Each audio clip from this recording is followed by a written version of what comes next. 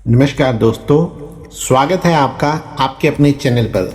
दोस्तों, जो लोग हमारे चैनल को लगातार फॉलो कर रहे हैं वो जानते हैं कि अल्पाइन टेक्सवर्ड पर जब से ये शेयर लिस्ट हुआ है, मैं लगातार बैक टू बैक वीडियो बनाकर आपको एक एक दिन पहले ही गाइड कर रहा हूँ कि चार्ट पर क्या होने वाला है। और याद करिए, पिछला संडे मैंने संडे को ही आपको एडवांस में बिल्कुल साफ शब्दों में कह दिया था कि आने वाला पूरा हफ्ता इस शेयर के लिए रेंज बाउंड रहेगा। शेयर एक ही दायरे में फंसेगा और दिन ब दिन इसका वॉल्यूम कम होता जाएगा। अब आप खुद आज 10 अगस्त 2026 का लाइव चार्ट उठाकर देख लीजिए। जैसा हमने प्रेडिक्ट किया था ठीक वैसा ही हुआ। स्टॉक बिल्कुल रेंज बाउंड रहा और वॉल्यूम लगातार गिरता गया।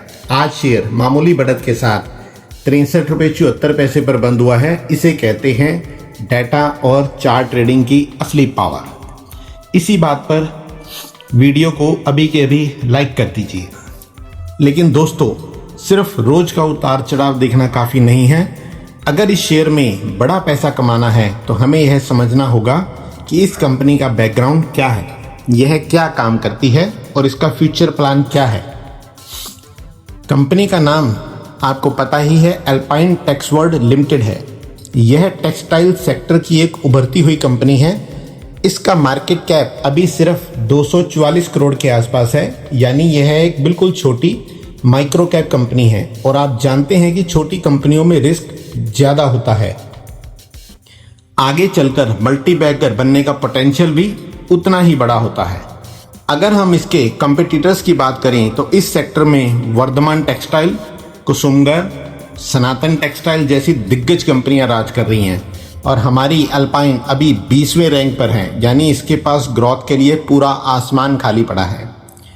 चलिए अब देखते हैं कि क्या इस छोटी कंपनी की तिजोरी में दम है। इसके फंडामेंटल्स देखकर आप हैरान रह जाएंगे।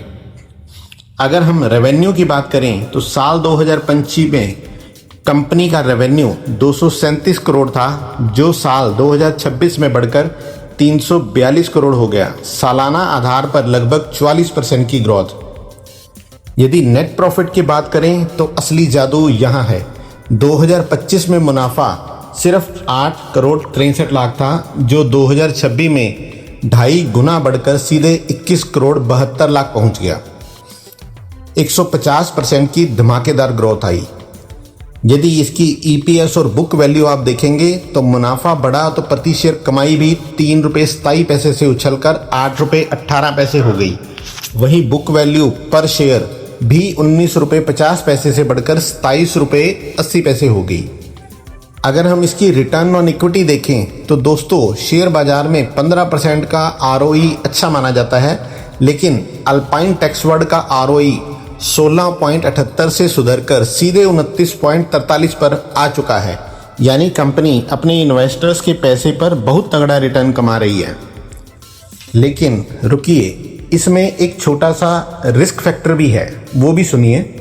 कंपनी का डेट जो है, डेट टू इक्विटी रेशो थोड़ा सा ज़्यादा है नॉर्मल के मुकाबले। लेकिन अच्छी बात यह है कि मैनेजमेंट ने इसे 3.25 से घटाकर 2.44 कर दिया है। यानी कंपनी अपना कर्ज लगातार कम कर रही है, जो कि बहुत पॉजिटिव है।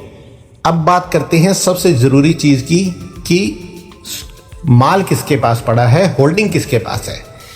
कंपनी के प्रमोटर के पास 68.56% की भारी भरकम होल्डिंग है। और सबसे बड़ी राहत की बात, प्लेज शेयर 0% है, यानी प्रमोटर्स ने एक भी शेयर बैंक में गिरवी नहीं रखा हुआ है।